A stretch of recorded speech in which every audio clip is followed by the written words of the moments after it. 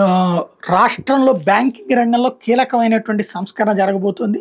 గ్రామీణ బ్యాంకులన్నిటి విలీనానికి సంబంధించి మొన్న ఈ మధ్య నేను ఒకటి ప్రస్తావించాను. అది ఇప్పుడు పబ్లిక్ నోటీస్ వచ్చేసింది.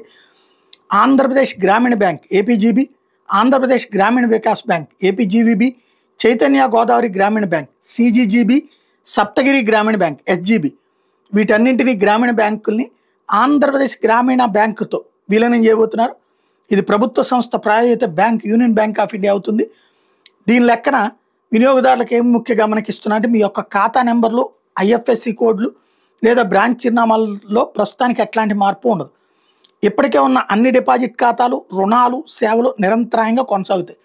వినియోగదారులు తమ చెక్ బుక్లు, పాస్బుక్లు, ఏటీఎం కార్డులు మరియు డిజిటల్ సేవలను ఉపయోగించుకోవచ్చు. కొత్తగా ఏర్పాటైన బ్యాంకు మెరుగైన కార్యాచరణ సామర్థ్యంతో నిరంతరాయ బ్యాంకింగ్ సేవలను అందిస్తుంది. అవన్నిటి త్వరలో దానికి సంబంధించిన మార్పులు అవన్నీ ఆచరణలో నిదానంగా చేసుకొస్తామని చెప్తున్నాడు.